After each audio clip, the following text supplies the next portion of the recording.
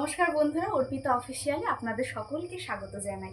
সুন্দর করে রেডি হয়ে নিয়েছি, যাব লোকনাথ পুজোর নেমন্তন্ন আছে সেখানে।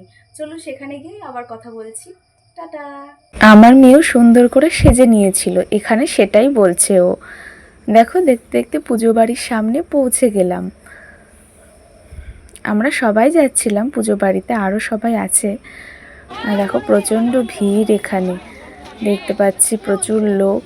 ভাবলাম প্রথমে জায়গা বোধহয় এখন পাবো না, অনেকক্ষণ অপেক্ষা করতে হবে। তারপর সবাই মিলে আমরা চলে গেলাম লোকনাথ বাবাকে দর্শন করতে। এত সুন্দর করে সাজিয়েছে এবং ওদের লোকনাথ ঠাকুরটা এতটাই সুন্দর, আমার তো ভীষণ প্রিয় এবং আমি লোকনাথ বাবার একটু ভক্ত। সেখান থেকে প্রণাম করে এবার চললাম প্রসাদ খাওয়ার উদ্দেশ্যে। সেখান থেকে বেরিয়ে গেলাম, এসে দেখি প্রচণ্ড ভিড়, সব জায়গা মোটামুটি বুক আছে।